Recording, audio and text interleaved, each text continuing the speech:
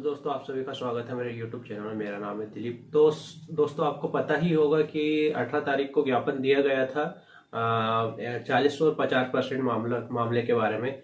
आपने थंबनेल से तो आपने देख ही लिए होंगे कि किस बारे में चर्चा की जा रही है कि 40% और 50% मामला क्या है। सबसे पहले तो मैं आपको ये बता दूं 40% और 50% मामला क्या है, क्योंकि हमारे एमपी के जितने भी वर्ग एक के विद्यार्थी है जिनको 75 नंबर लाना था SC ST OBC वाले को, और जनरल वाले को लाना था 90 नंबर। तो बहुत सारे हमारे मेरे दोस्त जो भाई बहन हैं वो क्वालिफाई नहीं हो पाए।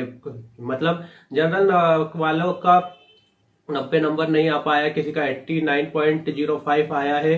तो SC ST OBC में भी बहुतों का 74.05 तक आ गया। कट ऑफ जब नॉर्मलाइजेशन हुआ तो डिस्क्वालीफाई हो गए। जो क्वालिफाई भी थे, जिसके 75 और 76 77 नंबर थे, जिसके 91 92 नंबर थे, उनको भी नॉर्मलाइजेशन के बाद उनका नंबर कम कर दिया गया है। तो वो विद्यार्थी भी अब डिस्क्वालीफाई हो गए हैं। तो इसी के कारण एक जन आंदोलन हुआ था 18 तारीख को, आपको पता ही होगा, जहां पे मुख्यमंत्री आवास तक जाना था विद्यार्थियों को और उनको ज्ञापन देना था मामा जी को, पर नहीं दे पाए क्योंकि वहां पॉलिटेक्निक आवास पे रोक दिया गया था और बच्चों को पॉलिटेक्निक आवास पे रोका गया था और वहां से उन्हें बताया गया है कि मुख्यमंत्री जी है नहीं। तो दोस्तों आगे क्या होने वाला है और क्या होगा तो उसके बारे में चर्चा करेंगे।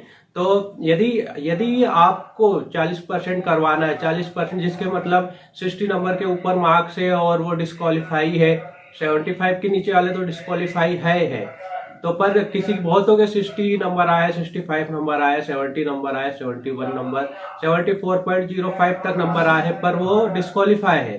तो दोस्तों ऐसे में जो सेकंड मैथ्स पेपर है वो तो दे पाएंगे नहीं, वो तो लोग डिस्क्वालीफाई हो गए तो सेकंड पेपर में वैसे भी नहीं बैठ पाएंगे। तो ये सरकार को सोचना चाहिए था कि इतना हार्ड पेपर बनाया गया है कि वो फर्स्ट पेपर ही नहीं निकाल पाए है, जो पात्रता परीक्षा थी वही नहीं निकाल पाए, तो सेकंड पेपर क्या ही देंगे। क्योंकि यदि फर्स्ट पेपर में उन लोग 40% और 50% का रख लेते या थोड़ा कम हार्ड पेपर बनाते तो सेकंड पेपर में बहुत ज्यादा से ज्यादा विद्यार्थी शामिल हो पाते, और ज्यादा से ज्यादा शामिल हो पाते तो सरकार को ही फायदा होता यदि फॉर्म भराते। तो पर उनने सेकंड पेपर में 40% और 50% का रखे, जो कि कोई वो नहीं है, उसका सेंस नहीं है। क्योंकि 40% 50% क्वालिफाई होने के बाद क्या होगा, वो तो कट ऑफ के ऊपर मार्क्स रहता है कि मैथ्स में जिसके ज्यादा कट ऑफ है उस हिसाब से उनको सीट आवंटित कर दी जाती है। पर यहाँ पे ऐसा किए कि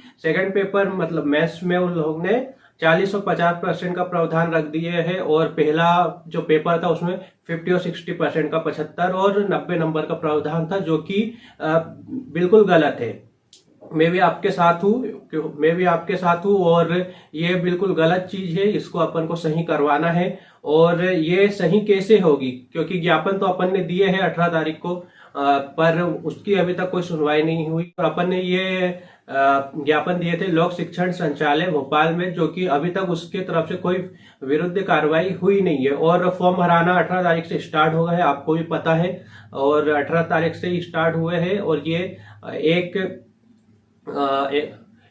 एक जून तक फॉर्म भराएंगे, क्योंकि 1 जून के बाद फिर कुछ नहीं होने वाला है। जो करना है अपन को अभी करना पड़ेगा 1 जून के पहले।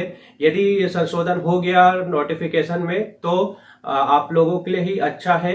यदि ज्यादा से ज्यादा संख्या में विद्यार्थी शामिल हो पाएंगे सेकेंड पेपर जो मेंस होने वाला है, जिसमें 8,702 वैकेंसियां हैं। तो दोस्तों देखिए, यदि आपको करवाना है 40 और 50%, तो आपको ज्यादा से ज्यादा भोपाल आना पड़ेगा। यदि आप भोपाल नहीं आओगे और व्हाट्सएप और यूट्यूब में ही कमेंट्स करते रहोगे तो ऐसा कुछ नहीं है, और फेसबुक में कमेंट्स करोगे तो ऐसा कुछ नहीं होने वाला है। आपको ज्यादा से ज्यादा संख्या में आना पड़ेगा, और पद वृद्धि के बारे में भी चर्चा उसी में हो जाएगी। और जो एमपी पुलिस की जो तैयारी कर रहा है, जो एमपी पुलिस कांस्टेबल और एसआई की तैयारी कर रहा है, वो भी आए, क्योंकि वैकेंसी आने वाली थी और वैकेंसी अभी तक आई नहीं है, तो उसके बारे में भी चर्चा होगी।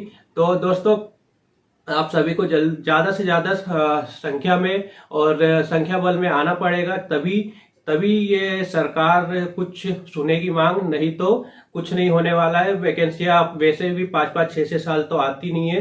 लास्ट बार कब आई थी, उसके बाद अभी आई है 2018 के बाद, और उनकी भी अभी तक ज्वाइनिंग हुई नहीं है जो 2018 में पेपर दिए थे।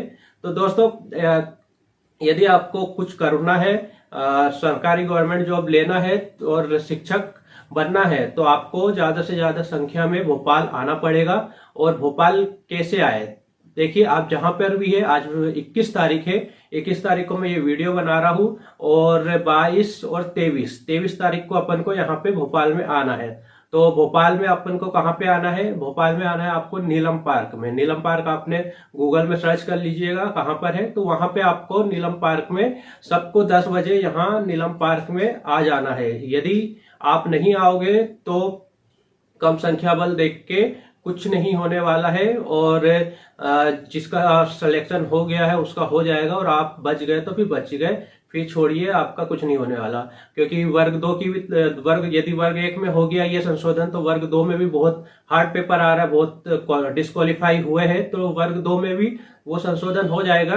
तो उस पे भी 40 और 50% का रेशियो हो जाएगा, तो उस पर भी बहुत सारे क्वालिफाई हो जाएगा, जो सेकंड पेपर मेंस है वो भी दे पाएंगे।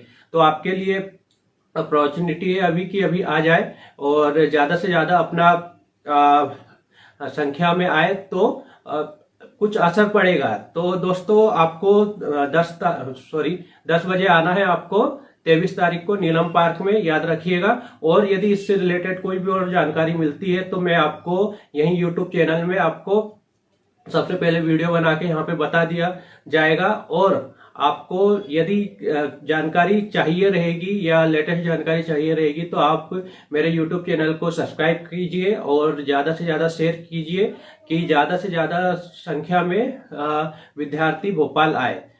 ओके, तो दोस्तों चलिए अब मैं ये वीडियो को यहीं समाप्त करता हूँ, और ज्यादा से ज्यादा शेयर कीजिए और लाइक कीजिएगा यदि ये वीडियो पसंद आया होगा, और सब्सक्राइब कर लीजिएगा। Thank you so much.